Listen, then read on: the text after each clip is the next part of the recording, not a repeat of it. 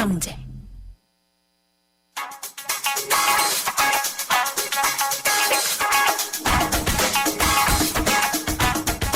안녕하세요. 멜로디 경제 대중음악 평론가 이대화입니다. 지난 7월 14일에 한 재미있는 사진이 SNS를 뜨겁게 달궜습니다. 바로 비틀즈의 폴 맥카트니와 세계적인 큰손 워렌 버핏이 함께 벤치에 앉아있는 사진이었죠. 이 사진이 재밌었던 이유는 이게 두 사람이 정식으로 찍은 사진이 아니라 지나가던 소년 하나가 셀카를 부탁해 찍은 것이었기 때문입니다. 이 소년이 해맑게 웃는 얼굴이 정말 재밌었죠. 사진이 찍힌 장소는 미국 네브라스카주 오마하의 한 아이스크림 가게 앞이었습니다. 폴과 워렌 버핏은 저녁 식사 후에 산책을 하는 중이었다고 하네요. 세계적인 경제검을 워렌 버핏과 비틀즈의 폴 맥카트니는 과연 무슨 얘기를 나눴을까요? 폴 맥카트니는 건강을 이유로 내한 공연을 취소했었죠. 얼마 전에 건강을 회복했다는 메시지를 팬들에게 보내기도 했습니다. 그럼 이제 다시 볼 날만 남은 것인데 그게 언제가 될지 정말 기다려집니다. 음악은 폴 맥카트니가 아니라 요즘 유행하는 셀카에 관한 노래 하나 듣겠습니다. 체인스모커스의 셀피입니다.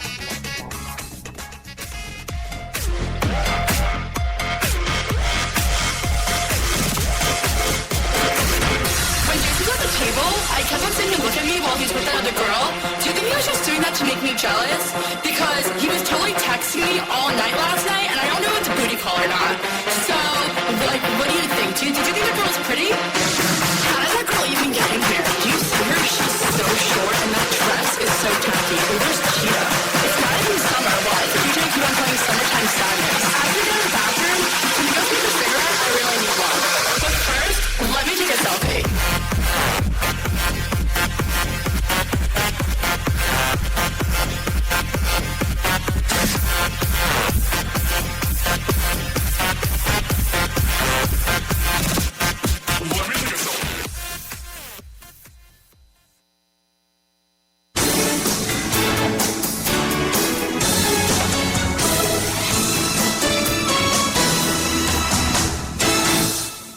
김인경의 생생경제. 생생경제 3부 시작하겠습니다. 은행저축, 이거 해야 되나 이런 생각마저 드는 게요. 과장되게 얘기하면은 은행에 돈 넣는 게 집안 금고에 넣는 거랑 다를 바가 없습니다. 금리, 이자가 1%대밖에 안 되거든요. 돈값이 이렇게 싸졌나, 좀 빌릴 때야 좋겠지만은 내 돈을 좀 모으려고 할 때는 참 난감해집니다. 근데 정부의 새 경제팀이요. 경제를 살리려고 또 금리를 내리겠다고 하잖아요. 이거 괜찮은 걸지 좀 궁금해집니다. 일반 서민들 실생활에는 어떤 영향을 미치게 될지 저금리 시대에 대해서 LG경제연구원의 조영무 연구위원과 함께 얘기 나눠보도록 하겠습니다. 위원님 안녕하십니까? 네, 안녕하십니까? 네, 은행에 당연히 돈 넣고 계시죠? 아, 그럼요. 네, 금리 너무 많이 내려간 것 같아요. 네, 아마 다들 체감하실 것 같습니다. 네, 1%대까지 이제 내려간 것 같아요. 예, 최근에 관심을 끄는 중요한 뉴스였죠. 은행권 정기예금 시장에서 이제 1%대 이자율이 네. 대세로 자리 잡아가고 있는 것이 아닌가 하는 이러한 움직임입니다. 사실상 물가 상승률을 감안을 하면 네.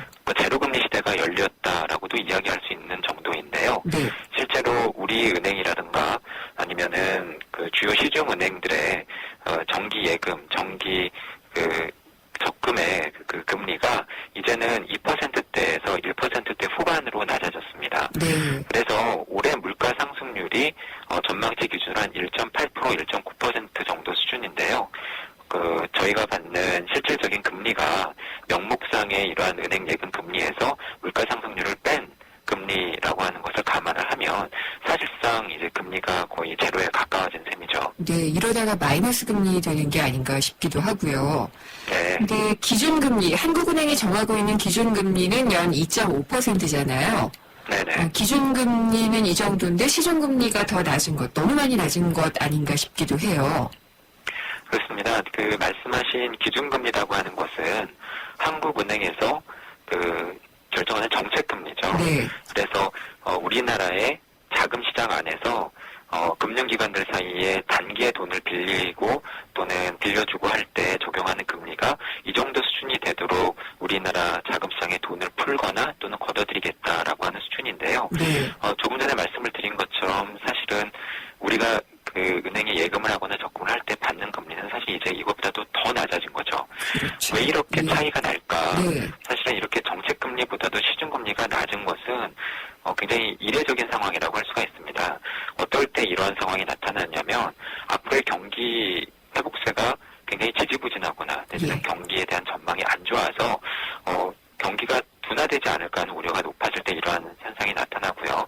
아니면은 물가 상승률이 네. 앞서 말씀드린 것처럼 굉장히 낮거나 일본처럼 디플레로 빠질 때 네. 이러한 상황이 또 나타날 수가 있는 거죠. 이렇게 시중금리가 낮아지게 되면 이게 은행들로서도 상당히 곤란한 상황인데요. 그냥 은행들은 일반 가게로부터 예금을 받아서 가만히 있는 게 아니라 그 돈을 굴려야 되죠. 그렇죠. 어디에가 투자를 해야 되는데 예. 이렇게 시중금리가 낮다라고 하는 거는 은행들이 돈을 굴려서 얻을 수 있는 투자 수익률이 낮다라고 하는 것을 의미를 하고요. 결국 그렇다 보니까 은행들이 예금을 할 때 저희 같은 가게한테 이렇게 제시할 수 있는 예금금리가 낮아지는 중요한 원인이 되는 겁니다. 네. 근데 이제 거꾸로 보면은 돈을 빌리는 쪽에서는 조금 유리하다, 뭐 이렇게 볼 수는 있을까요?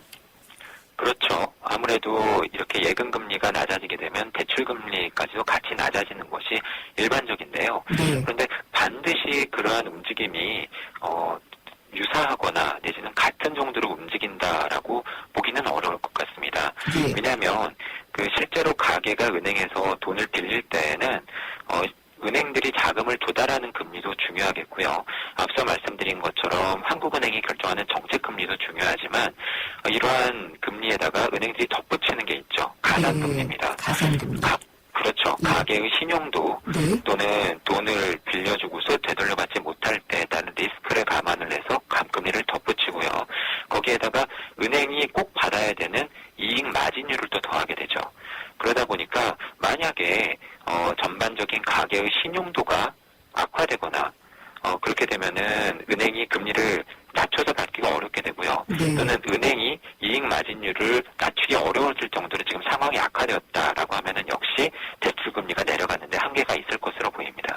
그렇겠네요. 그러니까 저금리라는 게 무조건 가게에 유리한 것은 아닌데, 이렇게 기준금리는 지금 더 내릴 것 같은 그런 태세를 보이고 있어요.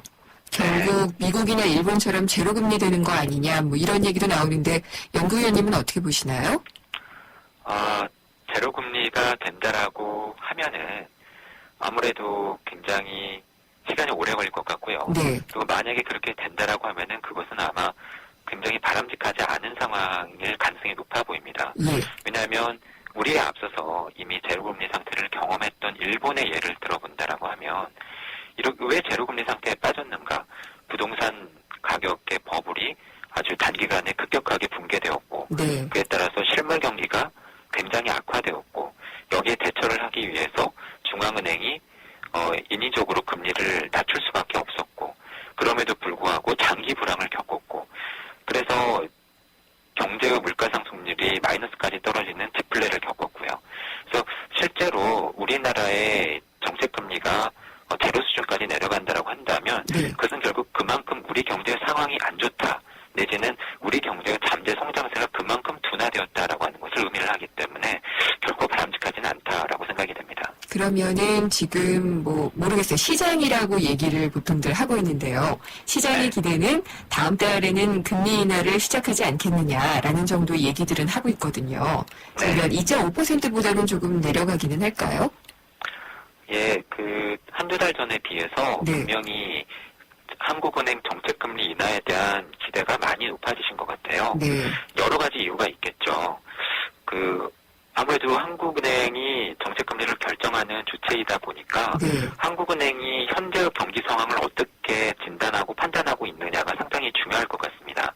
그런데 최근에 이루어진 한국은행의 올해 그리고 내년에 대한 이 경제 전망을 보면은 지속적으로 지금 하향 조정되고 있어요. 네. 그리고 당초 생각했던 것보다 물가 상승률에 대한 전망치도 내리고 있습니다. 결국은 그것이 당초 한국은행이 기대했던 것만큼 우리 경제가 지금 회복된 속도가 빠르지 못하고 그리고 물가 상승 압력도 높지 않다라고 하는 것을 의미를 하기 때문에 네. 이것이 한국은행이 결정하는 정책금리 결정에도 반영될 가능성이 그만큼 높아졌다라고 예상을 해볼 수 있겠고요. 네. 그렇다 보니까 지금 시장에서는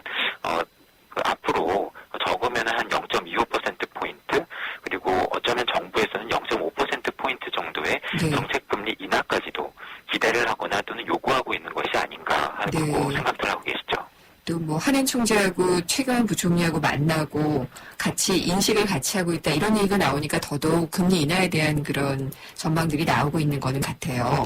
네네. 근데 우리가 계속 지금 얘기를 해왔지만은 기준금리가 내리는 것보다 더 가파르게 시중금리가 내려가고 있고요. 이 시중금리가 내려가는 게 다 좋은 것만은 아니잖아요. 정말 그렇습니다. 이자 소득으로 살아가던 분들에게는 청천벽력 같을 수도 있고요. 네. 그렇기 때문에 이 금리 인하에 대한 부작용도 좀 짚어봐야 되지 않을까 싶거든요. 예, 그렇죠. 여러 가지가 있는데요. 네.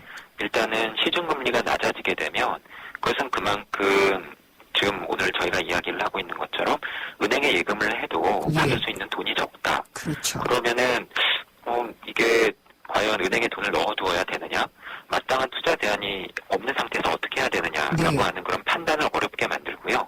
이것이 자칫 시중 자금이 여기저기 오랫동안 머물지 않고 단기로 머물거나 또는 옮겨 다니는 그러한 네. 시중 자금의 단기 부동화 현상을 심화시킬 수도 있습니다. 예. 일반적으로 이렇게 시중 자금의 단기 부동화가 심화되면 그만큼 해당 금융 시장은 불안정성이 높아진다라고 하는 것을 의미를 그렇겠죠. 하기 때문에 예. 바람직하지 않다라고 이야기를 할 수가 있겠고요. 다른 또 한 가지는 은행에 돈을 넣어둘 때에 비해서 현금으로 가지고 있을 때 네. 감수해야 되는 기회 비용이 줄어들게 되는 거죠. 그렇다 보니까 굳이 은행에 돈을 안 넣어두고 현금으로 가지고 있어야 되겠다. 네. 그리고 자칫 이러한 움직임이 편법적이고 불법적인 영업활동 내지는 재산의 또는 부의 이전이나 또는 증여와 네. 관련성이 높아진다라고 한다면 사실은 최근에도 이슈가 되고 있습니다만 편법적인 그러한 자산의 이동 예. 내지는 세금의 탈루도 유발을 할 가능성이 있는 거죠. 그래서 그런 면에서 최근에 나타나고 있는 이러한 5만 원권의 품귀 현상 내지는 현금의 증발 현상 네. 이런 것과도 밀접한 관계가 있다라고 말씀을 드릴 수 있겠네요. 일본 같은 경우에도 금리가 계속 0%였던 게 거의 20년 됐잖아요. 네네. 그래서 지금 제로금리 상태인데 그렇다고 해서 가게나 기업들이 빚을 내서 투자를 하거나 소비를 하지도 않았잖아요. 네네. 이런 거를 뭐 부채 함정이라고 얘기를 할 수 있을까요? 그렇습니다. 일종의 유동성 함정이라고 네. 불리기도 하는데요. 네. 한마디로 중앙은행이 또는 통화당국이 금리를 낮출 수 있는 데까지 또 낮췄는데도 불구하고 가게라든가 기업과 같은 경제 주체들이 돈을 빌려가지를 않는 거예요. 네. 그리고 빌려가더라도 그것이 건설적인 투자라든가 내지는 생산활동으로 연결되지 않고 그냥 어딘가에 가서 쌓여버리는 그러한 현상을 이야기를 하죠. 그렇게 되면 상당히 곤란한 상황이 유발이 됩니다. 더 이상 금리를 낮출 수가 없기 때문에 네. 중앙은행이나 통화당국이 할 수 있는 일도 없고요. 그렇죠. 그리고 이런 상황에서 반드시 동시에 나타나는 것이 디플레입니다. 네. 해당 경제의 전망이 밝지 않기 때문에 기업들은 가격을 낮춰서라도 물건을 팔려고 하고 그렇게 되면 물가가 떨어지게 되면은 가게나 또는 근로자들이 받게 되는 소득과 임금이 줄어들게 되고 예. 이것이 다시 경기를 악화시키는 악순환을 유발을 할 수 있다라고 하는 거죠. 네. 그런 면에서 이미 우리에 앞서서 20년 동안 제로금리 내지는 저금리 시대를 경험했던 일본의 전철을 밟지 않기 위한 그런 노력이 반드시 필요할 것으로 보입니다. 네. 그래서 조금 더 걱정이 되는데, 이 우리나라 금리도 사실은 높다고 볼 수는 없잖아요.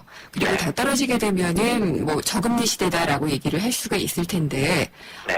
정책 당국에서도 지금 뭐 낮추려는 의지도 내비치고 있고, 이게 언제까지 계속될까, 이런 것도 좀 궁금하거든요. 일단 전망을 말씀을 드리면은요. 네. 지금 상황에서는 분명히 금리 인하에 대한 기대와 요구가 높은 것이 사실입니다. 예. 왜냐하면 경기의 회복 속도가 지지부진한 가운데에서 무언가 지금 저희가 할 필요가 있는데 그 정책 수단이 마땅치가 않거든요. 예. 재정 정책이 언급이 되고는 있습니다만 재정 정책의 경우에는 추경을 편성을 하더라도 국회 동의도 받아야 되고 실제로 시행하는 데 시간도 걸리고 네. 그리고 장기적으로 우리나라의 재정이 악화될 우려가 있기 때문이죠. 반면에 통화정책 같은 경우에는 매달 열리는 금융통화위원회라고 하는 회의에서 의결만 하면 바로 결정이 되고 네. 또 바로 실행에 옮길 수 있기 때문입니다. 그리고 확장적으로 전환될 것으로 예상되는 재정정책과 동시에 만약에 실시가 되게 되면은 정책 효과가 그만큼 높아질 가능성이 있기 때문이죠. 네.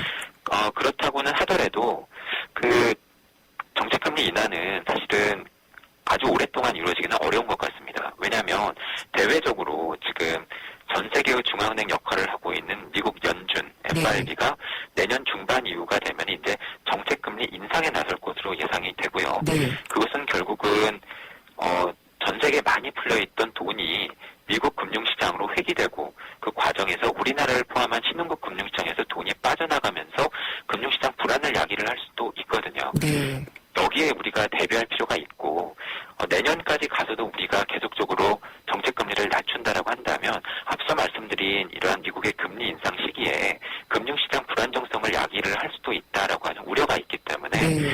저희가 완전히 엇박자로 가기는 어려운 것 같아요. 알겠습니다. 이를 감안을 하면 예. 정책금리 인하가 이루어지더라도 경기 상황에 따라서 당분간 이루어질 가능성이 높고 결국엔 시간이 지나면 대외적인 여건 등을 감안을 해서 결국은 우리도 금리 인상 기조로 돌아설 수밖에 없지 않나 하고 예상이 네. 됩니다.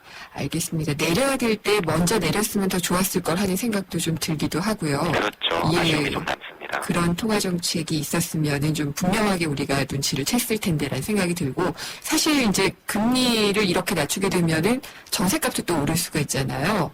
그런 그렇죠. 점도 좀 우려가 되고 그렇습니다. 네, 오늘 말씀 잘 들었습니다. 감사합니다. 네, 감사합니다. LG경제연구원의 조영무 연구위원과 저금리 시대에 대해서 얘기 나눠봤습니다. 우리 아이 수학 성적이요? 걱정 없죠. 그럼 수학 실력은 어떨까요? 지금 아이의 수학을 진단하세요. 정확한 진단과 처방이 진짜 수학 성적을 만듭니다. 스스로 수학. 8월까지 2과목 이상 신청하시면 스스로 펜을 드립니다. 네, 잠시 후 생생경제 4부에서는요, 경제기사 이면을 들여다보는 경제 뒤집기, 그리고 돈 되는 부동산 정보를 알아보는 알짜 부동산이 준비가 되어 있습니다. 경제 뒤집기에서는 금융 중심으로 변하고 있는 한중 관계를 한번 짚어보겠고요. 알짜 부동산에서는 지금 부동산에 하독바람이 불고 있다고 하는데요. 자세히 알아보도록 하겠습니다. 궁금한 점이나 의견 있으면 보내주십시오. 문자는 짧은 문자는 50원, 긴 문자는 100원이 부과되는 휴대전화 우물정의 0945번, YTN 라디오 앱 예스를 통해서 남겨주셔도 되고요. 웹사이트로 들어오셔도 됩니다. 그리고 저희 페이스북과 트위터에도 생생경제 주소가 있는데요. 페이스북은 YTN 라디오 이코노미로 들어오시면 되고요. 생생경제 트위터는 YTN 언더바 이코노미입니다. 잠시 후 4부에서 뵙겠습니다. YTN 사이언스 지식 강연 프로그램 팝콘. 수학과 과학, 뉴테크놀로지, 창업에 관한 모든 것을 알려드립니다. 공개 강연 녹화 방청은 YTN 사이언스 홈페이지에서 신청할 수 있습니다. 팝콘 공개 녹화에 오시는 모든 분께 영종대교 휴게소 포춘일 입장권을 드리고 추첨을 통해 다양한 경품과 기념품을 드립니다. 학생과 학부모, 창업을 준비하는 분들의 많은 방청 바랍니다. 미래를 위한 작은 투자. YTN 라디오 김인동의 생생동사.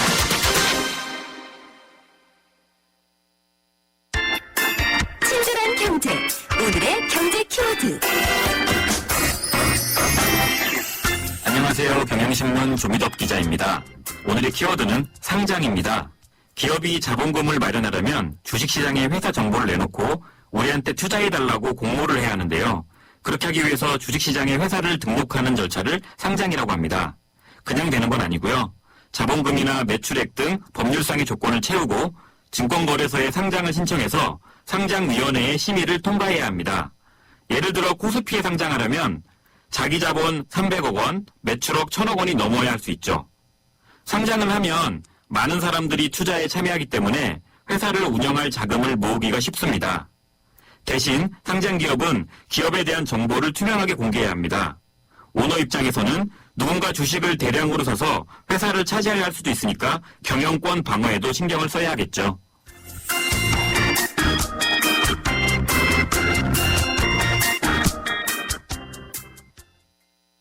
한때 볼이 하나로 콜라와 싸워 전설이 되신 분이 계셨지. 국내 최초 보리탄 사람으로 콜라의 아성을 흔들었던 맥콜. 전설의 맛보리 맥콜. 피자헛입니다. 저기요, 고기 피자랑 새우 피자랑 뭐가 더 맛있어요? 둘 다 맛있습니다, 고객님. 그래도 뭐가 더 잘 나가요? 솔직하게. 둘 다 잘 나갑니다. 왜냐하면 더블 박스는 하나, 피자는 두 가지. 25,000원. 1588-5588 피자헛. 더블 박스 주세요. 경제 뉴스의 진실과 오류, 그것이 알고 싶다. 경제 주집기. 세상의 베이스가드다 포스코 협찬으로 김은경의 생생경제 4부 시작하겠습니다. 경제 뒤집기 시간인데요. 얼마 전에 시진핑 중국 국가주석이 우리나라를 방문을 했죠. 그 이후에 위안화로 직거래가 가능해졌습니다. 그러니까 우리나라와 그 위안화는 달러를 통해서 한 번 거쳐서 나갔어야지 됐는데 이게 바로 거래가 되는 이런 것들도 있었고 금융 부분에 아주 큰 진전이 있었습니다. 그래서 예전에는 한중 그러면은 정치적인 관계로 많이 생각을 했는데 이제는 경제, 금융에 있어서의 관계가 상당히 중요해진 것 같습니다. 이 부분 한번 좀 짚어볼게요. 김영익 서강대 경제대학원 교수 전화 연결돼 있습니다. 안녕하십니까? 예, 안녕하십니까. 네, 중국 경제 그동안에는 너무너무 잘 나간다 그랬었는데 한때 또 우려된다고 했었잖아요. 예, 예. 지금 중국 경제 상황은 어떤가요? 우선 큰 흐름을 살펴보면요. 네. 1978년에 중국이 시장경제 편입됐었습니다. 그 이후로 2010년까지 연평균 10%가 매우 높은 성장을 했죠. 네. 이렇게 성장하다 보니 미국과 더불어 G2로서 중국이 확고한 위치를 자리 잡았습니다. 구매력 기준으로 보면 2018년 이전에 중국 경제 규모가 미국을 앞질 것이다. 이런 전망도 나오고 있습니다. 특히 2008년에 미국이 글로벌 금융위기를 겪었지 않습니까? 그래서 네. 전 세계 경제가 마이너스 성장했는데요. 중국 경제는 오히려 2009년에 10%나 매우 높은 성장을 했습니다. 이때 중국만이 자본주의를 구제한다 이런 이야기까지 나왔죠. 근데 문제는 중국이 이렇게 성장한 것은 너무 많은 투자를 유도했었거든요. 네. 정부와 기업들한테 투자를 많이 하라고 해서 이렇게 성장했는데 문제는 수요가 부족하니까 중국이 생산 능력을 키워놨는데 물건이 안 팔리니까 중국 기업이 부실해지고 은행이 부실해지고 성장률도 10%에서 7% 안팎으로 둔화되는 단계로 볼 수가 있겠습니다. 네. 그러면 지금 일단은 7%대까지는 성장률이 내려오긴 했습니다만 그래도 이런 고성장세가 조금 더 갈 것인지 중국 경제의 방향이 궁금해요. 네, 앞으로도 당분간 7% 성장할 생각합니다만은 네. 앞으로 이제 성장률은 계속 떨어질 수밖에 없죠. 그래서 중국 정부가 이제 큰 방향은요, 국내에서는 그동안 중국 정부가 투자 중심으로 성장했는데 가임 투자 문제가 발생하니까 네. 투자는 상대적으로 줄이고 소비를 늘리자 이런 예. 정책 방향으로 나아가고 있습니다. 근데 중국 기업들이 정부가 투자를 해서 공기업이 투자했는데 그래서 성장했는데 소비는 좀 서서히 증가한 거거든요. 네. 물론 중국의 1인당 국민소득이 6,000달러가 넘어서 소비 주체로 성장하겠습니다만은 정부가 국민들한테 소비하라 해서 소비가 갑자기 늘어나는 건 아니죠. 네, 그래서 성장이 둔화될 수밖에 없고요. 그 다음에 대외적으로 보면은 중국이 그동안 제조 및 무역 강국을 외쳤었습니다. 네. 거의 달성했거든요. 작년에 중국의 무역 규모가 4조 1,600억 달러로 미국을 앞질렀어요. 근데 중국 정부가 앞으로 추구한 것은 금융 강국, 특히 이하나 국제화를 모색하고 있습니다. 예. 이러한 과정에서 중국 내부적으로는 금리 자유화를 할 거고요. 자본시장도 점진적으로 개방하게 될 겁니다. 현재 중국 통화가 주로 이제 무역거래에서 이용되고 있는데요. 중국 정부가 목표하는 것처럼 이제 투자, 네. 중국 정부는 나중에 기축통화까지 지금 목표로 내세우고 있습니다. 네. 사실 이번에 남미 가서도 그렇고 바로바로 직거래 트는 그런 것들을 많이 하고 있더라고요. 예, 이렇게 그렇습니다. 되면은 달러의 자리를 경제 성장과 더불어서 위안화가 좀 위협하지 않을까 이런 생각이 조금씩 들기는 하는데 우리나라가 또 중요한 게 중국하고의 교역이 제일 많잖아요. 예. 네, 그래서 아무래도 중국이 커야 우리도 큰다 이런 생각을 하지 않을 수가 없어요. 예. 우리나라 수출 비중을 보면요. 우리나라 수출에서 중국이 차지하는 비중이 2000년에 11%였었어요. 네, 작년에 무려 26%까지 올라왔고요. 예, 이 기간 동안 미국 비중은 22%에서 11%로 하락했습니다. 그렇군요. 우리나라가 수출 의존도 아주 높은 나라 아닙니까? 그래서 우리나라 네. 수출만 보더라도 그동안 미국 경제 안 좋고 중국 경제 좋았구나 이런 걸 알 수가 있는 거고요. 그 다음에 우리나라가 무역 수지 흑자, 수출입 차인데요. 전체 무역수지 흑자보다 중국 한 나라에서 내는 무역수지 흑자가 2005년부터 더 컸습니다. 네. 예를 들어 작년에도 우리나라 전체 무역수지 흑자가 441억 달러였었는데요. 중국에서 무역수지 흑자가 628억 달러 나왔습니다. 그러니까 더 많이 내고 있군요. 예, 전체 무역수지 흑자보다. 네. 그래서 우리나라가 그동안 무역 구조를 보면 중국에서 돈 벌어가지고 중동에서 원유 도입하는 데 사고 있고요. 네. 일본에서 소재 사는 데 쓰고 있는 형편입니다. 그렇군요. 그리고 이제 우리나라 원화와 위안화를 직거래한다라고 하게 되는 것이 구체적으로 어떤 건지를 좀 설명을 부탁드릴게요. 예, 그동안 중국이 우리나라 상품 수입에 관해서 달러로 줬거든요. 네. 근데 중국이 추구하는 목표가 위안화에 국제하기 때문에 앞으로 위안화를 주겠다는 겁니다. 그래서 작년에 예를 들어서 우리나라 대중 무역수지 흑자가 628억 달러 났는데요. 네. 작년에 그거를 거의 다 달러로 받았거든요. 근데 중국이 앞으로 그거를 위안화로 주겠다는 겁니다. 그럼 우리한테 유리해지나요? 그러면은 우리나라 기업 측면에서는 이거를 일부에서는 또 수입하려면 달러로 바꿔야 되고요. 네. 그 다음에 아마 앞으로는 이런 거 중국 무역수지 흑자가 아마 중국 금융상품에 투자할 것 같습니다. 네. 최근에 시진핑이 앞서 말씀드렸습니다만은 이하나 집거래, 청산시장 이런 것을 서로 양국 간에 협약했고요. 그 다음에 중국 정부가 이번에 RQPI라고요. 네. RQPI 이런 게 있는데 이거는 뭐냐면은 중국이 우리나라 기관 투자자들한테 자기 나라에 투자할 수 있는 한도를 8천억을 줬어요. 8천억 이한. 우리 돈으로 한 돈이 13조 원인데요. 근데 과거에는 우리가 중국 가서 투자할 때 달러로 가지고 가서 또 중국 가서 위안화로 바꿔야 있었거든요. 네. 근데 이번 조치는 뭐냐면은 달러로 안 바꾸고 그냥 위안화로 가지고 가서 중국서 막 투자할 수 있게 이렇게 지금 바뀌었습니다. 그래서 우리나라 기관 투자 입장에서 보면 한전 비용이 훨씬 더 싸진 것이죠. 그렇겠네요. 예. 그리고 중국으로서는 또 돈이 많이 들어오게 할 수 있을 거고요. 예. 우리나라가 이제 중국에서 600억 달러 흑자를 내면 그걸 위안화로 받을 텐데요. 네. 그거를 이제 중국 금융자산에 투자하는 그 여러 가지 방향이 제시될 거로 생각됩니다. 예. 예를 들어서 중국 채권도 살 수 있고 주식도 살 수 있고 예금도 할 수가 있겠고요. 근데 저는 아주 좋은 방향이라고 생각하는데 지금 요즘 신문에 우리나라 은행 1년 만기 예금 금리가 1%대로 떨어졌다. 네. 너무 이런 이야기가 낮죠. 나오잖아요. 예. 그리고 부자들 만나면 돈 많은 사람들 만나면 참 돈이 안 늘어난다. 네. 은행에 예금해봤자 금리가 낮고 주식 투자이시도 별로 안 좋으니까 참 투자 수익 내기가 힘들다 이러는데요. 이런 돈이 중국으로 가서 아마 투자 수익을 낼 수 있을 것 같습니다. 네. 예를 들어 중국 채권 사면은 우리나라 지금 국채 수익률 10년짜리가 3% 미만으로 떨어졌거든요. 네. 중국은 4% 이상이고 그 다음에 우리나라 은행에다 예금을 하면 1%대인데 중국은 지금 한 3% 주거든요. 그리고 앞으로 중국이 금리 자유화, 자본시장 자유화를 할 텐데요. 그러면 금리가 더 올라갈 겁니다. 네. 그래서 우리가 앞으로 중국에 투자해가지고 예. 수익률을 높이는 시대가 조만간 도래할 가능성이 아주 높은 것 같습니다. 근데 교수님 그런 의문은 약간 드네요. 중국으로 이렇게 투자하는 돈이 빠져나가게 되면은요. 수익은 내는데 그 돈이 다시 돌아와야지 안 돌아오면은 또 국부 유출 뭐 이렇게 될 수 있지 않을까요? 그렇죠. 지금 우리나라 경상수적자가 작년에 800억 달러 났거든요. 네.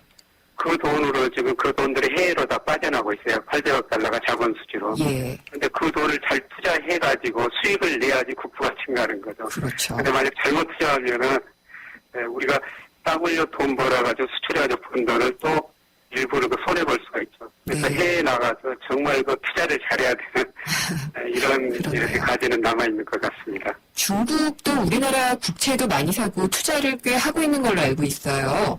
중국의 돈이 우리로 들어올 수 있게 하는 방법도 좀 생각을 해봐야 될 것 같은데요. 예. 중국이 지금 외환보유액이 4조 달러거든요. 네. 그동안 이 돈 가지고 중국이 주로 미 국채를 샀는데 네. 지금 미 국채 거의 안 사고 우리나라 국채로 계속 사고 있거든요. 그래서 중국 돈이 이제 우리나라 금융시장으로 들어와가지고 국채도 많이 사고 아마 주식도 사게 될 겁니다. 네. 근데 참 이게 문제인데요. 지금 우리나라 은행들도 국채 사고 있습니다만 중국이 국채 사면 우리나라 금리 더 떨어지거든요. 그렇겠죠. 금리 더 예. 떨어지면은 보험회사들이 참 어려워질 것 같습니다. 네. 보험회사들이 지금 금리가 낮아져 역마진이 우려되는 상황인데요. 지금보다도 중국 사람들이 국채 사가지고 금리가 떨어지면 보험회사도 역마진이 굉장히 커져가지고 보험회사들이 아마 생존 문제가 아마 그런 문제에 직면할 것 같습니다. 네. 그리고 또 채권을 산다는 게, 국채를 산다는 게 우리나라의 또 채권 국가가 되는 거잖아요. 그렇죠. 그러면서 중국의 영향력도 또 정치적으로 생기지 않을까 하는 예. 생각도 드네요. 중국도 이 앞으로 네. 그동안 이제 우리나라 무역거래에 상당히 영향을 줬습니다만 네. 금융시장을 통해 가지고 중국이 머지않아 미국보다도 우리나라 국채를 많이 보유하고 있을 텐데요. 네. 뭐 이런 거는 상당히 앞으로 우려되는 문제인데 네.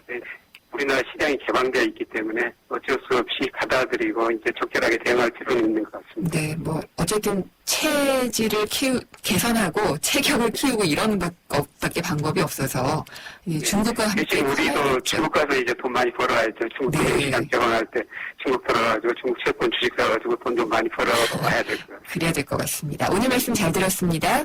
예, 고맙습니다. 김영익 서강대 경제대학원 교수였습니다.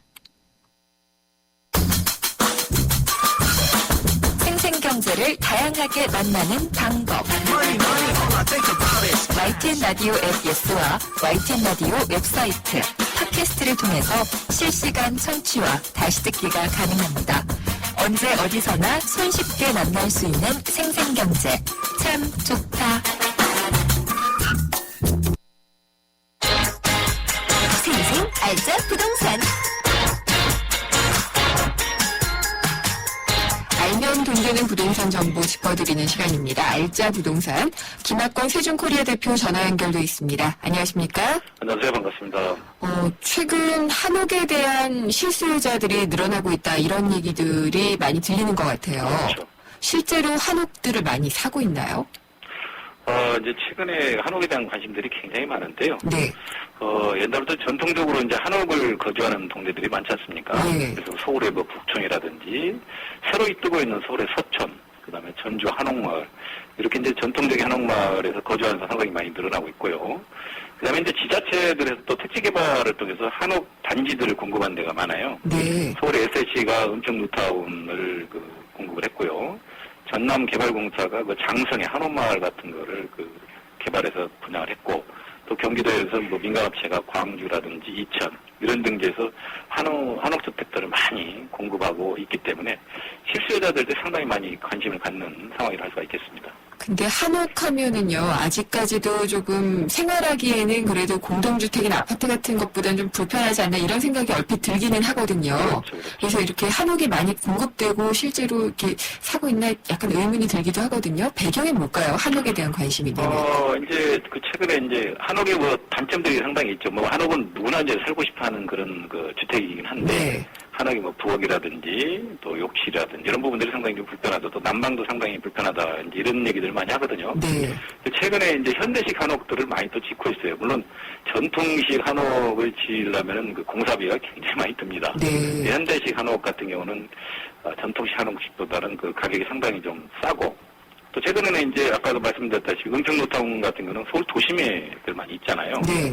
그런 어떤 수요들, 또 신규 수요도 많이 또 하고 있고, 최근에 또 부동산 개발 회사들이 사업의 일환으로 이렇게 한옥단지들을 많이 또 분양을 하는 데가 굉장히 많습니다. 그래서 돈이 있는 자산가들이라든지 실수요자들이 세컨드하우스라든지 네. 또 실수요 목적으로 이렇게 많이 구입을 하고 있기 때문에 공급이 좀 늘어나지 않을까 생각을 하고 있습니다. 그러면은 혹시 이 한옥에 대해서 관심을 갖고 있는 분들은 생활에 좀 여유가 있는 분들이다, 뭐 이렇게 봐야 될까요? 대부분이 그런 분들이 많죠. 이제 이렇게 한옥의 선호도에서 이렇게 조사해 본 게 있어요. 네. 주로 이제 50대 이상의 은퇴를 해서 자연 친화적인 공간을 살고 싶다는 분들이 상당히 많고, 네. 아까 말씀드린 도심에 있는 한옥은 또 내 집 마련 수단으로도 사용할 수 굉장히 많거든요. 예. 여기다가 이제 최근에 북촌이라든지 서촌 이런 적들이 이제 외국 관광객들이 굉장히 많이 오잖아요. 네. 한옥마을의 실성도 있고, 또 외국 관광객들이 많이 찾기 때문에 게스트하우스라든지 카페, 음식점, 근로시설 시설 용도로 사용하기 위해서 투자하는 사람들은 상당히 많습니다. 더군다나 이제 네. 한옥마을이 있는 지역들은 옛날부터 부촌이었잖아요. 예. 그러니까 대기업 회장님 자택들이 그쪽 굉장히 많습니다. 그렇죠. 거기다가 또 갤러리나 세컨드하우스로 사용을 하기 위해서 아주 자산가들이 아주 터가 좋은 지역들은 집중적으로 좀 매집을 하고 있는 그런 상황이 할 수가 있겠습니다.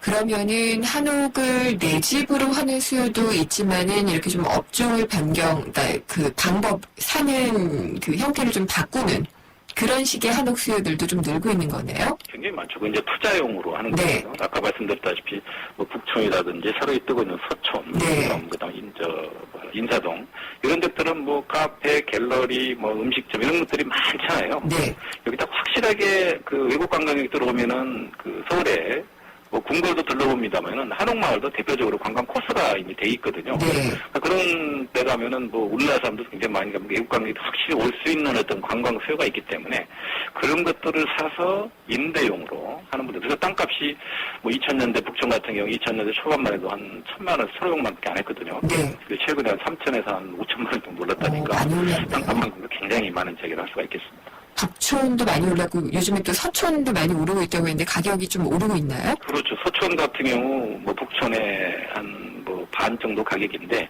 지금 거기도 굉장히 입지가 좋은 지역이잖아요. 네. 그 경복궁의 서쪽에 있다고 서촌이라고 하는데 뭐 종로, 노화동, 뭐 채부동, 통인동, 청운동, 현자도 이쪽이 그쪽 지역이거든요. 네. 그 상권이 좀 이렇게 확산되는 상황이고 또 서울시가 이제 그런 측면을 또 개발을 많이 해서 외국 관광객이 유치하는 측면도 없지 않아 있다고 볼 수가 있겠습니다. 근데 이제 한옥을 사면은 어쨌든 지금 오르고 있으니까 좀 비싼 가격에 살 수도 있는데 네. 이걸 또 개보수 해야지 되는 경우가 상당히 많이 있잖아요. 그렇죠. 예. 그래서 이 개조를 하긴 해야겠는데 묶여 있는 경우도 있을 것 같고요. 그렇죠. 또 개보수 비용을 생각하면은 더더욱 싼 게 아니라 비싼 거다라고 생각할 수도 있을 것 같은데요. 한옥이 절대 싸지는 않습니다. 네. 이제 한옥 같은 경우는 이제 뭐 서울시도 그렇고 정부도 그렇고 한옥 보존지구로 지정을 해가지고 소유자 마음대로 뭐 개조하거나 개발하기 상당히 어렵죠. 그래서 개보수 할 때 또 추가 비용도 많이 들고 네. 여기다가 또 뭐 층고라든지 용적률 이런 것들이 제약이 많아가지고 실제 그 도심에 있는 그 한옥 단지를 사가지고 사업을 하기에는 상당히 사업성이 없습니다 실제로요. 네. 다만 이제 그 외곽 아까 뭐 은평 노타운이라든지 뭐 경기도 광주라든지 이천 그러니까 입지가 좋은 뭐 그 터가 좀 좋은 지역들 있지 않습니까? 이런 지역에 이제 동원이라든지 어떤 사업을 목적으로 한옥단지를 개발하기도 좀 쉬워졌어요. 왜 그러냐면은 그 주택법 시행령을 개정을 했거든요. 옛날에 사업계획 승인 대상이 옛날에는 그 20가구에서 지금 50가구로 변경돼가지고 사업성이 상당히 좀 개선됐기 때문에 아마 이제 그 도심보다는 외곽 지역으로는 어떤 그 건설업체들이 조금 한옥을 짓는 숫자가 상당히 많아졌다고 볼 수가 있겠습니다. 네. 보통 이제 부동산 투자를 할 때 환금성도 좀 생각을 해야 되잖아요. 그럼요. 예. 한옥은 어때요? 한옥이 환급성이 그렇게 높지는 않죠. 네. 사실은 굉장히 이제 특수 수요가 또 한옥을 찾거든요.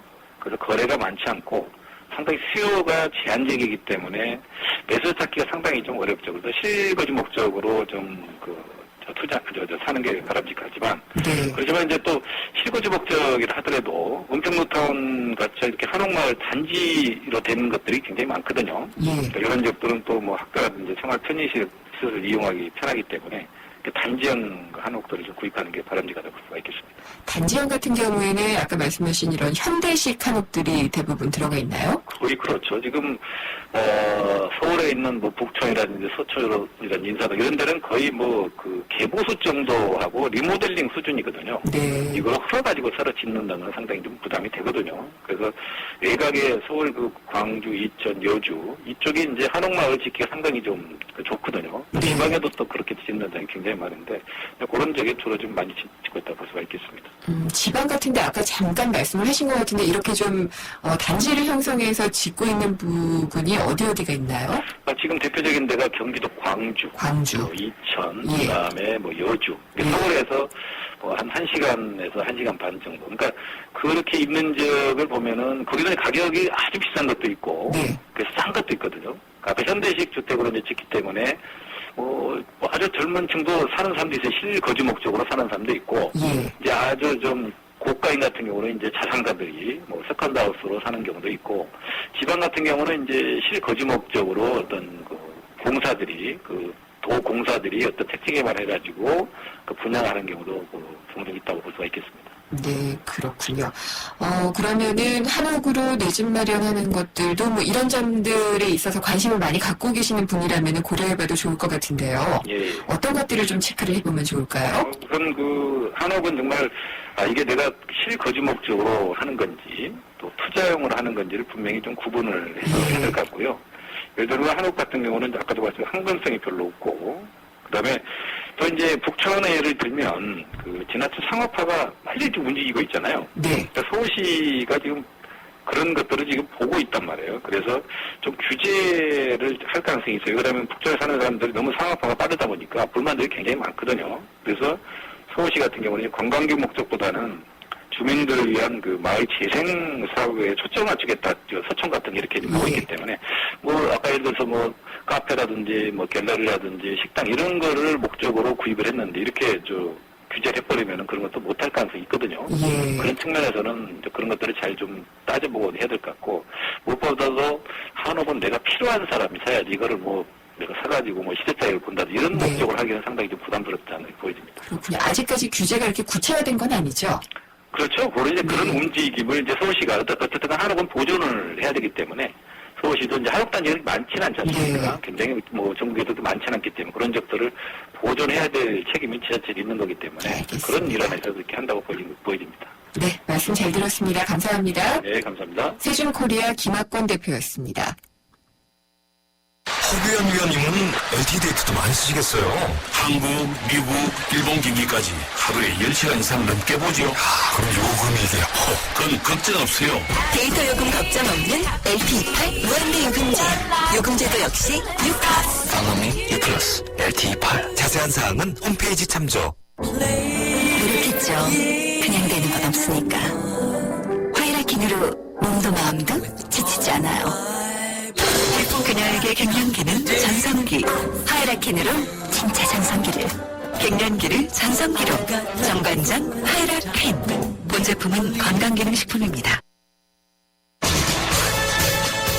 생생경제 오늘 준비한 순서는 여기까지입니다. 생생경제 홈페이지 ytnradio.kr 그리고 팟캐스트, 스마트폰 앱 예스를 통해서 오늘 방송된 내용을 다시 들어보실 수도 있고요. 또 인터뷰 내용 전문으로도 올라오니까요. 확인하실 수 있습니다. 생생경제 또 SNS, 피친과 트친이 되어주셔도 다양한 이야기를 확인하실 수가 있습니다. 내일 다시 찾아뵙겠습니다. 김은경이었습니다.